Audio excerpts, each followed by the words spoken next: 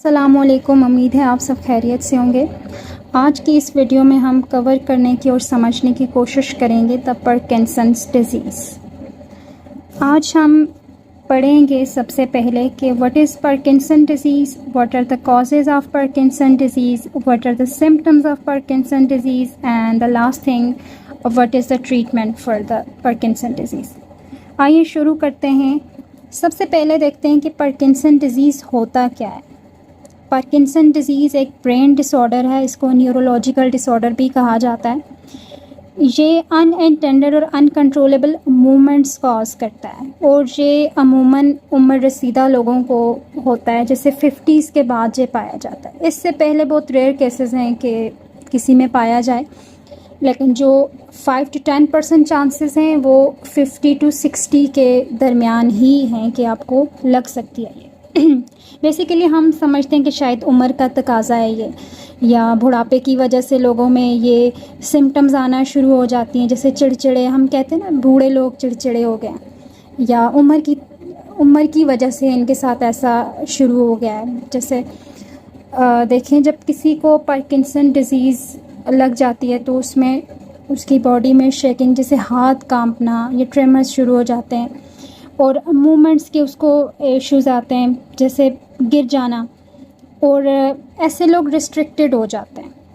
वो एक्टिविटीज़ जब नहीं कर पाते तो डिप्रेस्ड हो जाते हैं ऑब्वियसली, तो वो बेड से लग जाते हैं, वो हिलते ही नहीं हैं। जब वो मूव नहीं करते तो उनके मसल्स में स्टिफनेस पैदा हो जाती है और फिर उनको बैलेंस में भी डिफ़िकल्टी और कोऑर्डिनेशन में भी डिफ़िकल्टी होती है। हमारे ब्रेन में न्यूरॉन्स मौजूद होते हैं जो कि आपके बॉडी को बैलेंस करते हैं और कोऑर्डिनेट करती है, जिसकी वजह से हम एक्टिविटीज़ कर पाते हैं। उसका रब्त ख़राब हो जाता है, मरबूत नहीं रहती जब बॉडी, तो आपको ऑब्वियसली मसाइल आते हैं। आइए देखते हैं कि ये तो इसका इंट्रो हो गया कि इसकी सिम्टम्स और साइंस क्या हैं।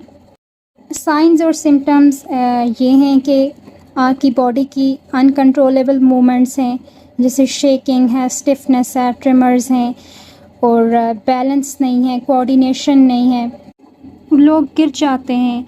इसके अलावा ये तमाम चीज़ें जो आपको आउटसाइड नज़र आते हैं, और आहिस्ता आहिस्ता स्लो होना शुरू हो जाता है। इंसान स्लोली मूव करता है, स्लोली बात करता है, आपको स्पीच की डिफ़िकल्टीज़ होना शुरू हो जाती हैं, आप में बिहेवियरल चेंजेस होते हैं। ये तमाम चीज़ें जो हमें बाहर से ज़ाहिरी तौर पर नज़र आते हैं, लेकिन ऐसे बहुत सी चीज़ें हैं जो हमें ज़ाहिरी तौर पे हम देख के अंदाज़ा नहीं लगा सकते कि इसके साथ ये इश्यूज़ भी हो सकते हैं, लेकिन वो सिम्टम्स जो इनसाइड हैं वो भी मौजूद होते हैं, जैसे हेलुसिनेशंस हैं, डिल्यूजन्स हैं, डिप्रेशन हो जाता है लोगों को, एंजाइटी फेस करते हैं लोग। इसके अलावा लोगों में खौफ होता है कि हम उठ के चलेंगे तो हम शेक करेंगे। लॉस्ट ऑफ स्मेल हो जाता है, सूंघने की सलाहियत या तो ख़त्म हो जाती है या स्लो हो जाती है, और आपकी स्पीच स्लो हो जाती है, आपको बोलने में बहुत इश्यूज़ आने लगते हैं। बहुत ज़्यादा मेमोरी इश्यूज़ हो जाते हैं, लोग बातें याद नहीं रख पाते। कॉन्स्टिपेशन होती है, आपका पोस्चर और बैलेंस भी इम्पेयर्ड हो जाता है। विजन्स के मसाइल होते हैं। इसके अलावा आपको थिंकिंग में डिफ़िकल्टी होती है। ऐसे लोग इंसोमिया का शिकार होते हैं क्योंकि उनका स्लीप साइकिल डिस्टर्ब हो जाता है, वो सो नहीं पाते, जिसकी वजह से मज़ीद मसाइल, over thinking, stress, anxiety, depression जो कि इसको लीड करता है। और हैंड राइटिंग के भी बहुत से मसाइल लोग फेस करते हैं। और बैठे बैठे लोगों का ब्लड प्रेशर हाई या लो होना शुरू हो जाता है, बहुत ज़्यादा लो हो जाएगा बैठे बैठे या लेटे लेटे, या जब खड़े होते हैं, क्योंकि बॉडी का बैलेंस डिस्टर्ब होता है। तो ये मसाइल भी लोग फेस करते हैं पार्किंसन डिज़ीज़ में। और इस बीमारी की ख़ास बात ये है कि ये लॉन्ग टर्म के लिए होती है। जिस किसी को भी लग जाती है फिर ये एक लंबे अरसे के लिए चलती है, प्रोग्रेसिव है ये और क्रोनिक है। इसके लिए ये है कि आप इसको मैनेज तो कर सकते हैं, लेकिन वो सिर्फ एक इंडिविजुअल की हेल्प आउट करता है कि शायद वो इतनी जल्दी बेड से न लग जाए, क्योंकि लोग डरते हैं ना, उनकी एक्टिविटीज़ जब रिस्ट्रिक्टेड हो जाती हैं बिल्कुल बेड से लग जाते हैं। जब हम इसकी मैनेजमेंट पे फोकस करते हैं तो लोग वो क्योंकि स्लोली तो अफेक्ट कर ही रहा है, पार्किंसन उसको स्लोली अफेक्ट करता है, लेकिन इतनी जल्दी नहीं करेगा, वो बेड से नहीं लगाएगा इंडिविजुअल को जब हम इसकी प्रॉपर ट्रीटमेंट पे ध्यान देंगे। अभी मैंने आपको बताए साइंस एंड सिम्टम्स, अब बात करते हैं कि इसके कॉजेज़ क्या हैं। ऐसी कौन सी वजूहात हैं जो पार्किंसन डिज़ीज़ की वजह बनते हैं। इसका जो सबसे प्रोमिनेंट साइन है कि जब बेसल गैंग्लिया में मौजूद जो नर्व सेल्स होते हैं, और बेसल गैंग्लिया बेसिकली ब्रेन का वो पार्ट है जो आपकी मूवमेंट को कंट्रोल करता है, वो नर्व सेल्स या तो इम्पेयर्ड हो जाते हैं, उनको कुछ बीमारी लग जाती है या ख़राब हो जाते हैं, ठीक है, डिस्टर्ब हो जाते हैं या मर जाते हैं। नॉर्मली ये नर्व सेल्स या न्यूरॉन्स जो हैं वो ब्रेन में एक केमिकल प्रोड्यूस करते हैं जिसको डोपामीन कहा जाता है। जब ये नर्व सेल्स मर जाते हैं या इम्पेयर्ड हो जाते हैं तो कम डोपामीन प्रोड्यूस होता है, जिसकी वजह से हमें मूवमेंट के इशू फेस करना पड़ जाते हैं इस पार्किंसन डिज़ीज़ में। और वो मूवमेंट के जो इश्यूज़ हैं वो हम एसोसिएट करते हैं पार्किंसन डिज़ीज़ की वजह से, लेकिन रिसर्चर्स का कहना है कि अभी तक उनको भी नहीं मालूम कि ऐसी क्या वजूहात हैं जिनकी वजह से ये न्यूरॉन्स या तो मर जाते हैं या तो इम्पेयर्ड हो जाते हैं। और जो नेक्स्ट इसकी वजह है जो सामने आती है वो लेवी बॉडीज़ एक एबनॉर्मल क्लम्प्स होते हैं प्रोटीन के, जो कि एक्यूमुलेट करते हैं ब्रेन सेल में उस इंडिविजुअल में जो पार्किंसन डिज़ीज़ में मुब्तला है। अब ये जो क्लम्प्स होते हैं ये आपके नॉर्मल ब्रेन फंक्शन को डिसरप्ट करते हैं, जिसकी वजह से मज़ीद आपकी इस डिज़ीज़ की डेवलपमेंट होना शुरू हो जाती है। अभी तक एग्जैक्ट कॉज का तो नहीं मालूम, रिसर्चर्स ये कहते हैं कि एग्जैक्ट कॉज अभी तक तो हमें भी नहीं पता, मगर ये कॉम्बिनेशन है आपके जेनेटिक फैक्टर्स को और इन्वायरमेंटल फैक्टर्स का, जिसकी वजह से ये बीमारी कॉज हो सकती है। जेनेटिक फैक्टर्स जैसे सर्टन जेनेटिक म्यूटेशंस होती है, उसकी वेरिएशन की वजह जो कि एसोसिएट किया जाता है कि ज़्यादा चांसेस हैं आपके पार्किंसन डिज़ीज़ के डेवलप होने के। अगर आपकी फैमिली हिस्ट्री में ये कंडीशन पाई जाती है पहले से तो हो सकता है ये आप इनहेरिट कर लेंगे। और इसके अलावा जो इन्वायरमेंटल फैक्टर्स हैं, हो सकता है कुछ पेस्टिसाइड्स की वजह से, हर्बिसाइड्स की वजह से या हैवी मेटल्स या केमिकल की वजह से भी इसके डेवलपमेंट के रिस्क ज़्यादा हो सकते हैं, क्योंकि डायरेक्ट कनेक्शन है ना एक इंसान का इन्वायरमेंट के साथ, तो हो सकता है ये डिज़ीज़ उस तरह से भी इंसान में डेवलप हो सके। और एज का जब फैक्टर आ जाता है तो ऑब्वियसली वो एक तरह की एक कह लें कि एक एडिशन है कि जब इंसान की उम्र बढ़ती जाती है तो उसको बीमारियां लग जाती हैं। जनरली वो इंक्रीज़ कर देता है, इसका जो रिस्क फैक्टर्स हैं वो इंक्रीज़ कर देते हैं और इसकी डेवलपमेंट में मज़ीद कंट्रीब्यूट करता है एज फैक्टर। ये तमाम तो कॉजेज़ मैंने आपको बताई। आइए देखते हैं कि अब इन तमाम कॉजेज़ को हम ट्रीट कैसे करते हैं।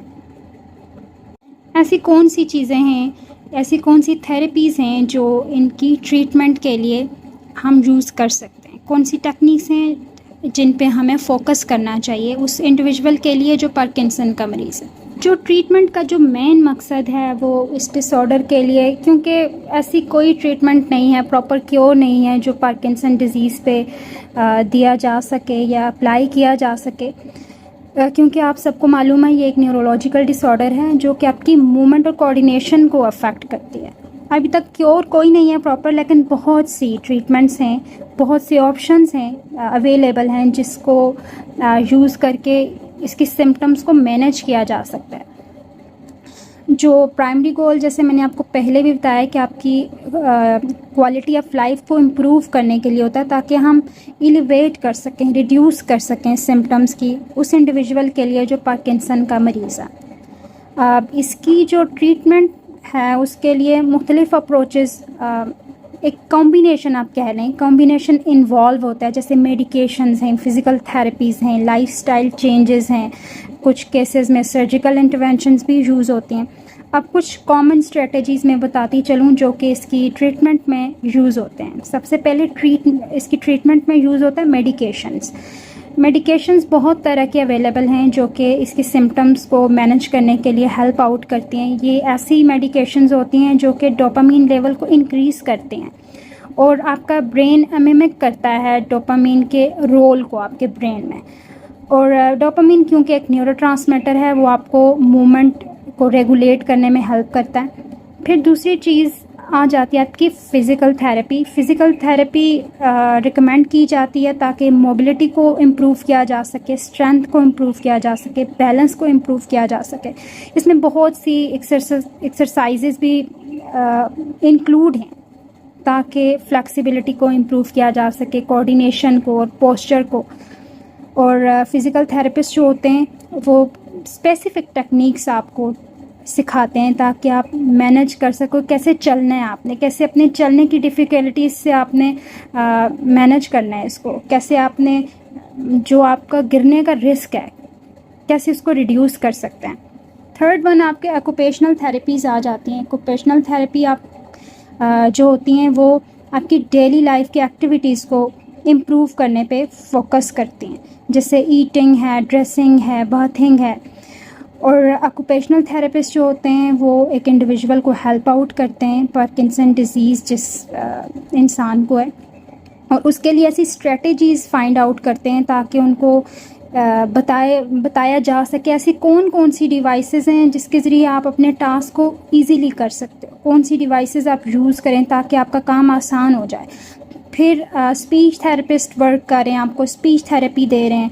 पार्किंसन डिजीज़ क्योंकि अफेक्ट करता है ना आपकी स्पीच पे, तो उसके लिए स्पीच थेरेपिस्ट आपको बहुत सी एक्सरसाइजेस प्रोवाइड करता है और स्ट्रेंथन करता है आपके मसल्स को और आपकी स्पीकिंग को, और बहुत सी टेक्निक्स भी वो सजेस्ट कर सकते हैं ताकि स्पीच की क्लैरिटी हो। इसके अलावा चूँकि पहले भी मैंने बताया आपकी बिहेवियरल चेंजेस होते हैं, आपकी मेंटल हेल्थ पे ये डायरेक्ट अफेक्ट करती है। उसके लिए साइकोलॉजिस्ट वर्क करें, वो आपको मुख्तलिफ़ तरह की टेक्निक्स बताएंगे जिससे आप अपने डिप्रेस्ड मूड को, एंजाइटी को मैनेज कर सकते हैं, उसको ख़त्म कर सकते हैं। क्योंकि लो मूड रहता है, लोगों में फ़ियर होता है, एंजाइटी है और चिड़चिड़ापन आ जाता है। उस चीज़ को ट्रीट करने के लिए साइकोलॉजिस्ट वर्क करें। ये तमाम ट्रीटमेंट्स इसलिए हैं ताकि एक इंडिविजुअल जो पार्किंसन डिज़ीज़ में मुब्तला है वो अपने इस कंडीशन को मैनेज करना सीख ले। और चूँकि बहुत जल्द ही लोग बिस्तर से लग जाते हैं, तो अगर हम ट्रीटमेंट पे फोकस करें तो बहुत जल्द वो बिस्तर से नहीं लगेंगे, वो मैनेजमेंट सीख लेंगे। ये थी आज की video. Have a nice day. I hope कि आप तमाम लोगों को समझ में आई होगी। अल्लाह हाफ़िज़।